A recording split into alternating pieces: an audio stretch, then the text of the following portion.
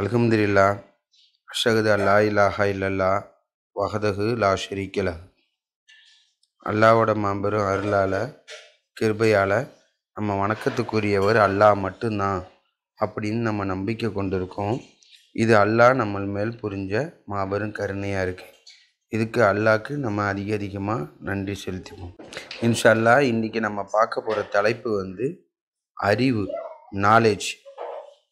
அல்லாஹ் குரானில் பல வசனத்தில் சொல்லியிருக்காங்க அறிவு பற்றி. நம்ம அறிவை பற்றி சொல்லும் போது நம்மளுக்கு ஃபஸ்ட்டு ஞாபகம் வருது அறிவுடையவர்களின் ஷஹாதத்து அப்படின்னு சொல்லிட்டு அல்லாஹ் 3வது சூறாவில் 18வது வசனத்தில் சொல்லியிருக்காங்க. ஷஹாதத்துனா அல்லாஹ் நம்மளுக்கு குரானில் கற்பித்தது தான். குரான்லனா முகமது நபி மூலிமா அல்லாஹ் நம்மளுக்கு குரானில் கற்பித்த ஷஹாதத்து தான் ஷஹாதத்து. அதை விட மற்றவங்க மாற்றி சொன்னாங்கன்னா அது ஷஹாதத்தில் சேர்த்து கிடையாது. அது ஷஹாதத்தை எடுத்துக்கக்கூடாது. ஏன்னா நம்ம முன்னாடி ஹதீஸெல்லாம் பின்பற்றிருக்கும் போது நம்ம ஷஹாதத்தில் முகமது நபி பேரை சேர்த்து அழைச்சோம். அப்படிப்பட்ட ஷஹாதத்து குரான்லேயே இல்லை. குரானில் அல்லாஹ் ஷஹாதத்துன்னு அஷ்ஹது அல்லா இலாஹா இல்லல்லா தான் சொல்லியிருக்காங்க. அது அறிவுடையவர்களின் ஷஹாதா, அறிவுடையவர்களும் அப்படி தான் சொல்லுவாங்க அப்படின்னு சொல்லிட்டு சொல்லியிருக்காங்க அல்லாஹ் நம்மளுக்கு. அதுக்கப்புறம் நம்ம குரான் படி ஷஹாதத்து சொல்ல நம்ம மாற்றிக்கிட்டோம். அவுது பில்லாஹி மினஷ் ஷைத்தானிர் ரஜீம் பிஸ்மில்லாஹிர் ரஹ்மானிர் ரஹீம்.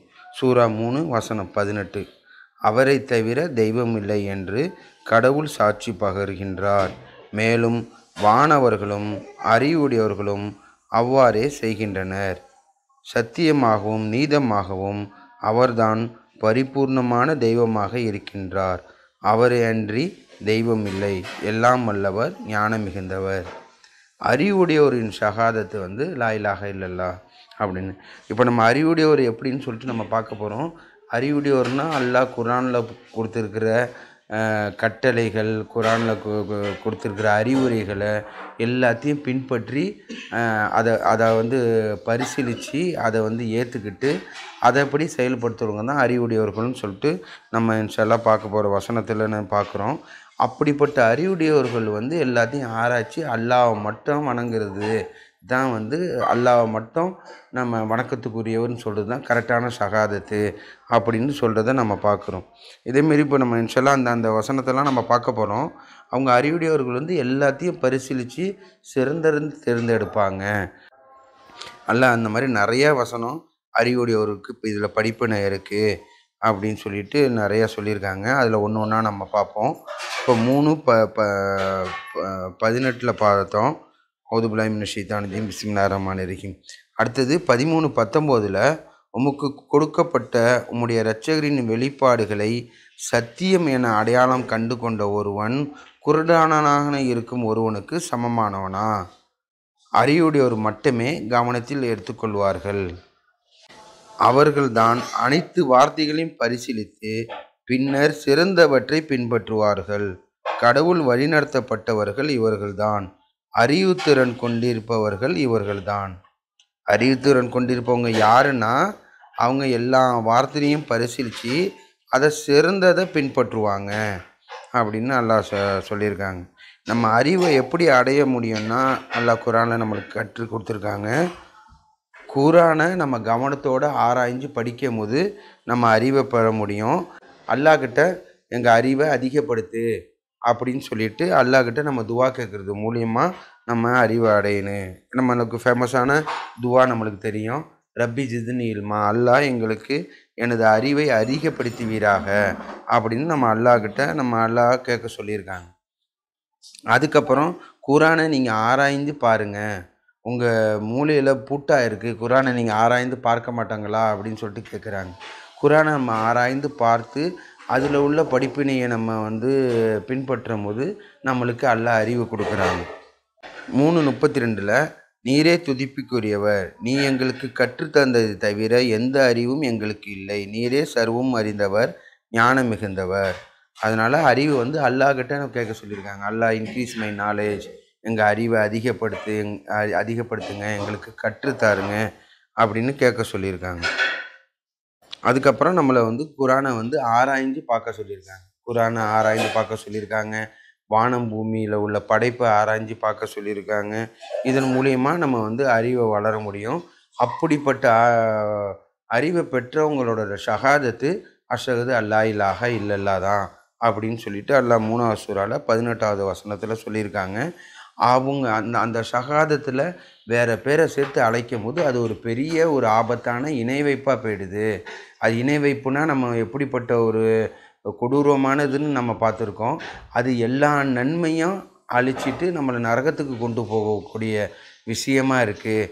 அப்படிப்பட்ட விஷயத்தில் நம்ம நெருங்கிடக்கூடாது.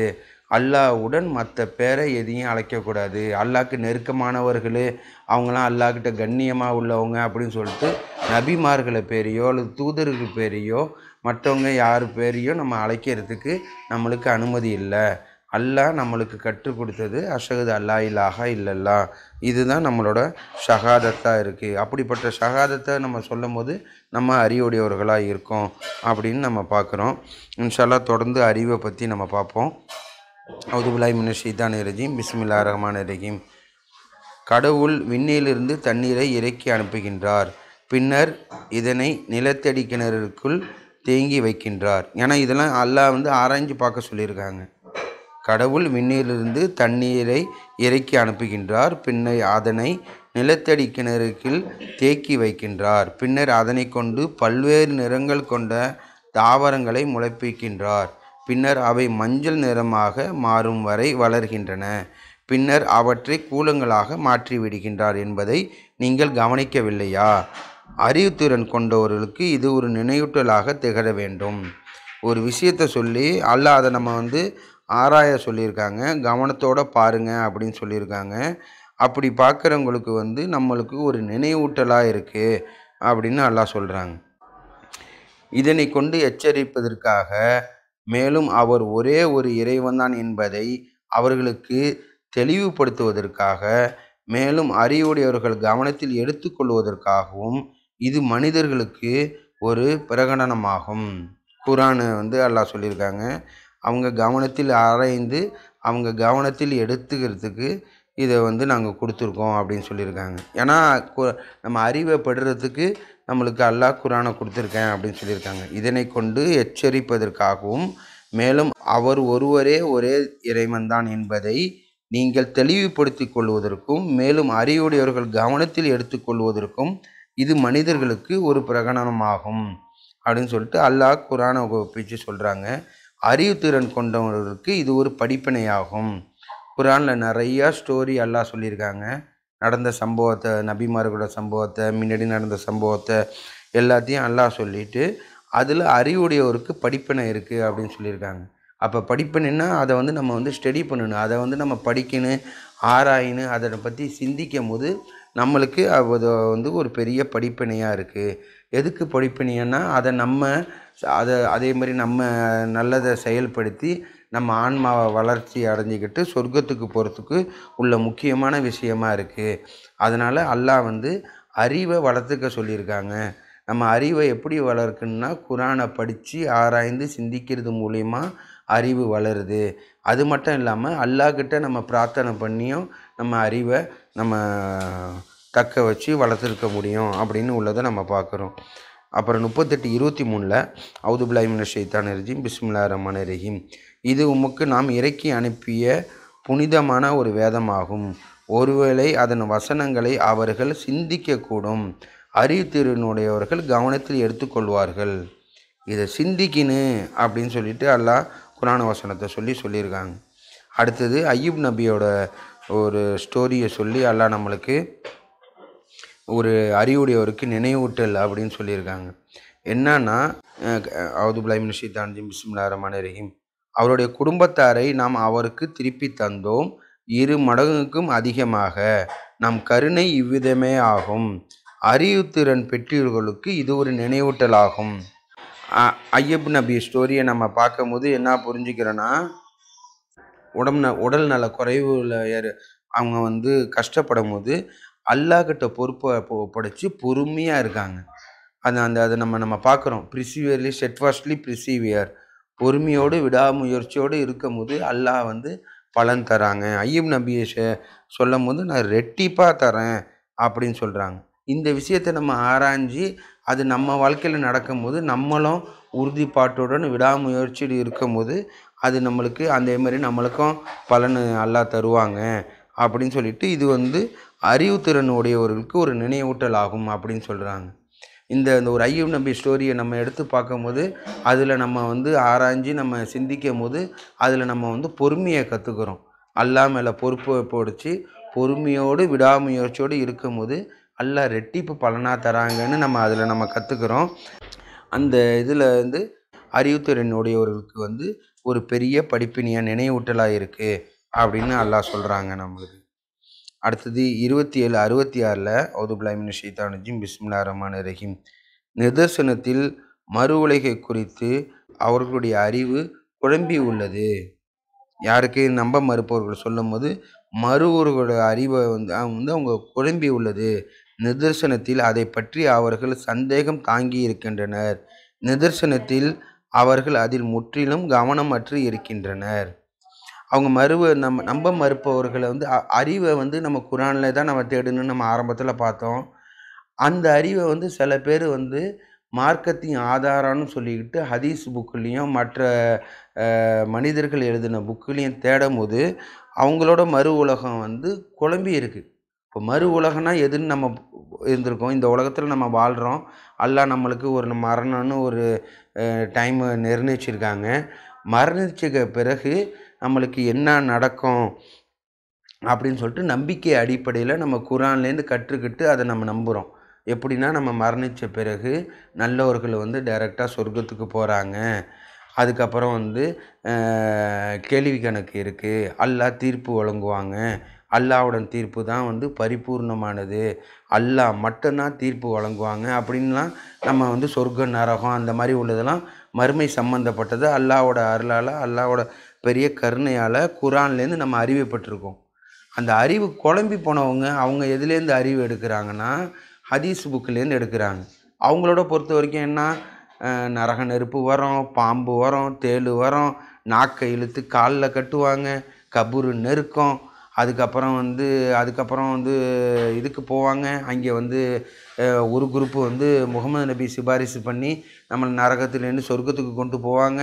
இன்னொரு குரூப்பு வந்து ஈசா நபி சிபாரிசு பண்ணி நம்ம நரகத்துலேருந்து சொர்க்கத்துக்கு கொண்டு போவாங்க. அப்படி இப்படின்னு சொல்லிட்டு அவங்களுக்கு எதெல்லாம் தோணுதோ அதெல்லாம் வந்து கட்டுக்கதையாக எழுதி வச்சுக்கிட்டு அதை வந்து அவங்க பின்பற்றுறாங்க. இப்படிப்பட்ட அறிவு வந்து அவங்களுக்கு குழம்பிடுச்சு. அதாவது குரானில் நான் எதையும் விட்டு வைக்கல அப்படின்னு சொல்லும்போது மறுமையை பற்றி கிளியராக எந்தவித சந்தேகமும் இல்லாமல் அல்லாஹ் நம்மளுக்கு கிளியராக சொல்லியிருக்காங்க. மறுமை எப்படி, மறுமையில் யார் ஜட்ஜி, அந்த ஜட்ஜ்மெண்ட்டை யாராலையாவது மாற்ற முடியுமா, அந்த ஜட்ஜ்மெண்ட்டு எப்படிப்பட்டது, நீதமானது, பரிபூர்ணமானது, அணு அளவும் அநீதி இழைக்கப்படாத ஜட்ஜ்மெண்ட்டாக இருக்கும். அப்படிப்பட்ட ஜட்ஜ்மெண்ட்டை வந்து மாற்றுவாங்க. சிபாரிசு பண்ணி முகமது நபி மாற்றுவாங்க, ஈசா நபி மாற்றுவாங்க, மற்றவங்க வந்து அதை மாற்றுவாங்க அப்படின்னு சொல்லிட்டுலாம் வந்து ஒரு அறிவு குழம்பி போனவங்க தான் அப்படிப்பட்ட நம்பிக்கை கொள்ளுவாங்க. அல்லாஹ் வந்து ஒரு தண்டனைன்னா நரகத்துக்கு உள்ள தண்டனையை மட்டும்தான் சொல்லியிருக்காங்க. அதுக்கு தான் நம்ம பயப்படணும். நம்ம இந்த மாதிரி தப்பு பண்ணிட்டா நரகத்துக்கு உள்ள தண்டனையை கண்டு அந்த தப்புலேருந்து நம்ம வந்து விலகிக்கணும், தௌபா கேட்டுக்கணும்னு அந்த நரகத்தில் உள்ள அல்லாஹ் சொல்லி கொடுக்குற அந்த பயம்தான் இருக்குன்னு. அந்த போலியான கபூரோட தண்டனைன்னு சொல்லிவிட்டு அவங்களா தேள் பாம்பு அப்படி இப்படின்னு புருடா விட்டு வந்து ஒரு குழப்பி வச்சுருக்காங்க. இதை தான் அல்லாஹ் கிளியராக 27வது சூறால 66 சொல்லியிருக்காங்க. நிதர்சனத்தில் மறு உலகை குறித்து அவர்களுடைய அறிவு குழம்பி உள்ளது. நிதர்சனத்தில் அதை பற்றி அவர்கள் சந்தேகம் தாங்கி இருக்கின்றனர். நிதர்சனத்தில் அவர்கள் அதில் முற்றிலும் கவனமற்று இருக்கின்றனர் அப்படின்னு நல்லா சொல்லியிருக்காங்க. கவனமற்று இருக்கின்றன, ஆராய்ஞ்சு பார்க்க மாட்டேங்கிறாங்க. அவங்க அது இப்போ நம்ம பார்க்குறோம் ஒரு இதை பற்றி உள்ள விஷயம் வந்து குரான்லே தான் எடுக்கணும்னு பார்க்குறோம். அதே மாதிரி மறுமையில் உள்ள அறிவு குரானில் தான் இருக்குது. அதை வந்து பார்க்காம அதை வேறு இடத்துல போய் அந்த மறுமையோட அறிவு கேட்கும் போது அவங்களுக்கு குழம்பி போயிடுச்சு, கன்ஃபியூஸ் ஆகிடுச்சு அப்படின்னு சொல்கிறாங்க. இன்னொரு இடத்துல சொல்லும் போது அவங்க மார்க்கத்திலே குழப்பி வச்சுருக்காங்க அப்படின்னு நம்ம பார்க்குறோம். இப்போ நம்ம அறிவை பற்றி பார்க்கும்போதே ஷகாதத்தை பற்றி பார்க்குறோம், மறு உலகை பற்றி பார்க்குறோம். ரெண்டுமே 2 விஷயத்தையும் அவங்க குரான் அல்லாத வேறு இடத்துல போய் தேடி அவங்க குழம்பி வச்சுருக்காங்க. இப்போ நம்மக்கிட்ட ஷகாதத்து எதுன்னு கேட்டால் 3வது சூறால 18வது வசனத்தில் அல்லாஹ் சொல்லியிருக்காங்க, மலக்குகள் சொல்லியிருக்காங்க, அறிவுடையவர்களும் அதான் சொல்லுவாங்க. என்னான்னா லா இலாஹா இல்லல்லா, அந்த ஷகாதத்து தான் ஏன் ஷகாதத்து, எங்கள் ஷகாதத்து. அல்லாஹ் மட்டும் வணங்கி குரானை மட்டும் பின்பற்றுறவங்களோட ஷகாதத்து அஷ்ஹது அல்லா இலாஹா இல்லல்லான்னு சொல்லிட்டு நம்ம ஒரு கிளியராக நம்ம வசனத்தை குறிப்பிட்டு சொல்கிறோம். அதே இதை வந்து குரான் அல்லாத வேறு விஷயத்த மார்க் ஆதாரமாக தேடுறவங்கள்ட்ட போய் கேட்கும்போது குழம்பி போய் சொல்கிறாங்க. ஒரு குரூப்பு வந்து ஷகாதத்தை சொல்லிட்டு கூட முகமது நபியை பேர் சேர்த்து அழைக்கிறாங்க. இன்னொரு குரூப்பு ஷகாதத்தை சொல்லி முகமது நபியை பேர் சேர்த்து அழைச்சி அலி பேரை சேர்த்து அழைக்கிறாங்க. அந்த மாதிரி அவங்களோட மார்க்கம் வந்து குழம்பி போயிருக்கு. அதேமாரி மறு உலகளை பற்றி நம்மக்கிட்ட கேட்கும்போது ஒரு காங்கிரீட்டாக அந்த வசனத்தை நம்ம டக்குன்னு எடுத்து போட்டுடுறோம்.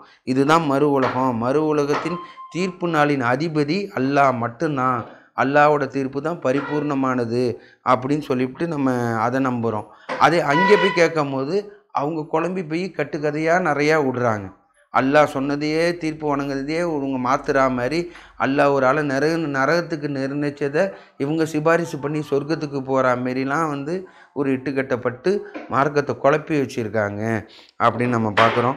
இன்ஷால்லா நம்ம தொடர்ந்து நம்ம அறிவை பற்றி நம்ம பார்ப்போம். ஆதியில் செஞ்ச பாவத்துக்கு பாவ மன்னிப்பு கேட்போம். தூபிலல்லா அல்ஹம்துலில்லாஹ் அஷ்ஹது அல்லா இலாஹா இல்லல்லாஹ் வஹ்தஹு லா ஷரீக லஹு. நம்ம அறிவு பற்றி பார்த்துக்கிட்டு வரோம். அல்லாஹ் பல வசனத்தில் சொல்லியிருக்காங்க, அறிவு உடையவர்களும் அறிவு இல்லாதவர்களும் சமமானவர்கள் அல்ல அப்படின்னு. அந்த அறிவு வந்து எப்படிப்படுன்னா அல்லாஹ் நம்மளுக்கு இறுதி வேதமாக கொடுத்த குரான்லேருந்து தான் நம்ம அந்த அறிவை பெற முடியும். அந்த குரான் வந்து எல்லா வேதத்துக்கு முன் உள்ள எல்லா வேதத்தோட சாராம்சமாக எல்லாத்தையும் சூப்பர் சீட் பண்ணி அல்லாஹ் நம்மளுக்கு எந்தெந்த விஷயம் தேவையோ அதை நம்ம ஆன்மாவை மீட்டுறதுக்கு எது நம்ம செய்யணும், எது செய்யக்கூடாதுன்னு உள்ள எல்லா கட்டளைகளையும் உள்ளடங்கியதாக அந்த வேதமான இறுதி வேதமான குரானை கொடுத்துருக்காங்க. அந்த குரானை படித்து ஆராய்ஞ்சு சிந்தித்து செயல்படும் போது நம்ம அறிவு வளருது. அதுக்கப்புறம் அல்லாஹ்கிட்டையும் நம்ம பிரார்த்தனை, அல்லாஹ் எங்கள் அறிவை அதிகப்படுத்துன்னு சொல்லிட்டு அல்லாஹ்கிட்ட நம்ம பிரார்த்தனை பண்ணும் போதும் நம்ம அறிவு வளருது. நம்ம இதை விட்டுவிட்டு நம்ம வேறு எதையாவது நம்ம மார்க்க ஆதாரமாக தேடும்போது அவங்கள வந்து அறிவு குழம்பி போயிடுது அப்படின்னு சொல்லிட்டு அல்லாஹ் குரான் வசனத்தில் சொல்கிறத நம்ம பார்த்துருக்கோம். அதனால் நம்ம அறிவை வந்து குழப்பாமல் நம்மளே குழப்பிக்காமல் குரான் மட்டும்தான் நம்ம ஒரு விஷயமே நம்மளுக்கு பார்க்குறோம். சின்ன ஒரு எக்ஸாம்பிள், ஒரு ஜக்காத்து எப்படி கொடுக்கணும், நம்ம வருமானம் ஸ்டார்ட் பண்ணிட்டோம், நம்மளுக்கு வருமானம் வந்துருச்சு, அது ஜக்காத்து எப்படி கொடுக்கணும்னு குரானில் பார்க்கும்போது கிளியராக எல்லாம் நம்மளுக்கு கற்றுத்தர்றாங்க. நீங்கள் உங்களுக்கு வர வருமானத்திலேருந்து 2.5% தர்மம் கொடுங்க. அந்த 2.5% எப்படி வருது, இப்ராஹிம் நபி மூலியமா வருதுன்னா நம்ம பார்க்குறோம். அதுலேருந்து நீங்கள் தர்மம் கொடுத்துருங்கன்னு சொல்லிட்டு இருக்குது. இதே கேள்வியை ஹதீஸு அதை குரான் இல்லாத வேறவங்கள்கிட்ட பின்பற்றுறவங்கள்ட்ட கேட்கும்போது எப்படி குழப்புவாங்கன்னு நம்மளே டெஸ்ட்டு பண்ணி பார்த்துக்கலாம். கேட்கும்போது ஃபஸ்ட்டு உன் பேங்க் பேலன்ஸ் எவ்வளோ, உனக்கு ஆடு மாடு எத்தனை இருக்குது, எத்தனை கிராம் நகை வச்சுருக்க, அந்த நகை எத்தனை கிராமு பேங்க்கில் இருக்குது, எத்தனை கிராமு வீட்டில் இருக்குது, அப்படி இப்படின்னு சொல்லிட்டு போட்டு குழப்பி மொத்தத்தில் அல்லாஹ் சொன்ன அந்த கடமையாக்கின ஜக்காத்துலேருந்து மனிதர்களை விலக்கிடுறாங்க. எப்படி நம்ம ஷகாதத்துலேருந்து விளக்குனதை பார்த்துருக்கோம். அதுக்கப்புறம் வந்து மறுமை நாளை பற்றி குழப்பி விட்டு தப்பான நம்பிக்கையை வைக்கிற மாரி உள்ளதை பார்க்குறோம்.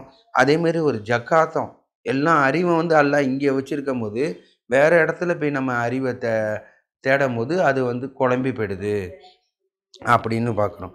அதை வந்து நம்ம குரானை நம்ம ஆராய்ஞ்சு சிந்திக்கும் போது நம்மளுக்கு அல்லாஹ் அறிவு கொடுக்குறாங்க, ஞானத்தை கொடுக்குறாங்க. ஞானம்னு உள்ளது ரொம்ப பெரிய விஷயம். அது இன்ஷால்லா ஒரு நாளில் அந்த சப்ஜெக்டே எடுத்து பேசுவோம். அவுது பில்லாஹி மினஷ் ஷைத்தானிர் ரஜீம். பிஸ்மில்லாஹிர் ரஹ்மானிர் ரஹீம்.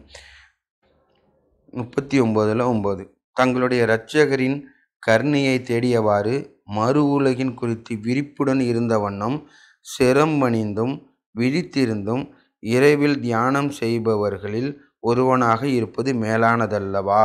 கூறுவீராக, அறிந்து இருப்பவர்களும் அறியாது இருப்பவர்களும் சமமானவர்களா? அறிவுத்திறன் பெற்றவர்கள் மட்டுமே கவனத்தில் எடுத்துக்கொள்வார்கள்.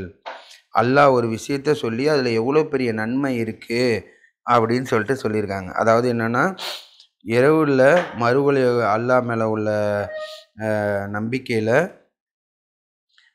இரட்சகரின் கருணையை தேடியவாறு மறுவுளையும் கொடுத்து விழிப்புடன் இருந்த வண்ணம் சிரமணிந்தோம் அல்லாவை வந்து இரவில் தியானம் பண்ணுறது எவ்வளோ மேலானது அப்படின்னு சொல்லிட்டு இது சிந்தித்து அது செயல்படுத்துறவங்க வந்து அறிவுடையவர்கள் அப்படின்னு அல்லாஹ் சொல்லியிருக்காங்க. அறிவை கொண்டு ஆசீர்வதிக்கப்பட்டவர்களை பொறுத்தவர்கள் அவர்கள் கூறுகின்றனர். அதாவது இது எந்த ஸ்டோரி சொல்லுதுன்னா, காரூன்னு உள்ளவன் வந்து ஒரு பெரிய செல்வாக்கு மிக்க ஒரு அரசனாக வந்து அல்லாஹ் குரானில் சொல்கிறாங்க. அவருக்கு வந்து செல்வம்னா அவ்வளோ பெரிய செல்வம் இருக்குது. அந்த ஒரு அல்லாஹ் குரானில் சொல்லி காமிக்கிறாங்க. அவ்வளோ பெரிய வளங்களோட அவர் வந்து ஊர்வலம் வரும்போது இந்த உலக வாழ்க்கையில் மூழ்கினவங்க வந்து ஒரு சொல்கிற செய்திக்கு அறிவுடையவர் பதில் சொல்கிறாங்க. அதாவது 28 சூறால 80வது வசனத்தில் அறிவை கொண்டு ஆசீர்வதிக்கப்பட்டவர்களை பொறுத்தவரை அவர் கூறினர், உங்களுக்கு கேடுதான். நம்பிக்கை கொண்டு மேலும் நேரிய வாழ்வு நடத்துபவர்களுக்கு கடவுள் சன்மானம் மிகவும் மேலானதாகும். உறுதிப்பாட்டு இருப்பவர்களை தவிர எவரும் இதனை அடைந்துவிட முடியாது. இதில் ஒரு பெரிய அறிவு இருக்குது. உலக விஷயத்தில் எல்லாத்தையும் ஒரு பெற்று ஒரு உலகத்தில் அம்முட்டு செல்வமும் இருக்க ஒரு ஆள் ஊர்வலத்தை போய்கிட்டு இருக்கும்போது அங்கே உலகத்தில் ஈழ்த்தவங்க வந்து அவங்கள பார்த்து மயங்குறாங்க. ஆகா, இவரை மாதிரி நம்ம செல்வம் பெற்றிருக்கணுமேன்னு சொல்லிட்டு ஆசைப்படுறாங்க. அப்போதைக்கு அறிவை பெற்றவங்க சொல்கிறாங்க, உங்களுக்கு கேடு தான், இது இல்லை உண்மையான செல்வம். அதாவது நம்பிக்கை கொண்டு நேரியதொரு வாழ்வு நடத்துபவர்களுக்கு கடவுளின் சன்மானமே மேலானதாகும். உறுதியோடு இருப்பவர்களை தவிர எவரும் இதனை அடைந்து விட முடியாது. இதெல்லாம் வந்து மாயை. நம்ம நம்பிக்கை கொண்டு நன்னறியானது ஒரு வாழ்வு வாழும்போது அல்லாஹ் நம்மளுக்கு கொடுக்குறாங்களே, இம்மையிலையும் சரி மறுமையிலையும் சரி, அதுதான் வந்து சிறந்தது. இது உறுதிப்பாடு உரியவங்க தான் இதை வந்து புரிஞ்சிக்க முடியும். இப்படிப்பட்ட அறிவை வந்து நம்ம வந்து எட்டியிருக்கோமான்னு தெரியல. அந்த அளவுக்கு நம்ம வந்து ஞானத்தை பற்றி நம்ம பேசணும்ல, அந்த ஞானமும் அடைஞ்சால் தான் அவ்வளோ பெரிய பக்குவம் அடைய முடியும். இதெல்லாம் வந்து நம்மளுக்கு இந்த உலக இது வந்து அதெல்லாம் வந்து ஒரு மாயை தான். அவுது பில்லாஹி மினஷ் ஷைத்தானிர் ரஜீம். பிஸ்மில்லாஹிர் ரஹ்மானிர் ரஹீம். அறிவை கொண்டு ஆசீர்வதிக்கப்பட்டவர்களை பொறுத்தவரை அவர்கள் கூறினார், உங்களுக்கு கேடுதான். நம்பிக்கை கொண்டு மேலும் நேரியானதொரு வாழ்வு நடத்துபவர்களுக்கு கடவுளின் சன்மானம் மிகவும் மேலானதாகும். அல்லாஹ்கிட்டேன்னு வர்றது நம்மளுக்கு கிடைக்கிறது தான் ரொம்ப பெருசு. இதையெல்லாம் விட ரொம்ப பெருசு அப்படின்னு சொல்லிட்டு சொல்கிறாங்க. அடுத்தது படிப்பினை இருக்குது. வானங்கள் பூமி படைப்பிலும் இரவு பகல் மாறுபாட்டிலும் அறிவுடையவர்களுக்கு படிப்பினை இருக்குது. வானத்தை வந்து அல்லாஹ் ஆராய்ஞ்சு சொல்லியிருக்காங்க அப்படின்னு சொல்லி பார்க்குறோம். அதுக்கப்புறம் பிறகுணர்ப்பிற்காக கெட்டவற்றின் மிகை உம்மை கவர்ந்த போதிலும் கெட்டவையும் நல்லவையும் சமமாக மாட்டாது. நீங்கள் சிறுமையானவர்களாக இருந்த போதிலும் அறிவுத்திறன் உடையவர்களே, நீங்கள் வெற்றி அடையும் பொருட்டு நீங்கள் கடவுளிடம் பக்தி கொள்ள வேண்டும். இதில் அல்லாஹ் வந்து அறிவுடையவர்களை கூப்பிட்டு சொல்கிறாங்க, கெட்டவையும் நல்லவையும் சமமாகாது.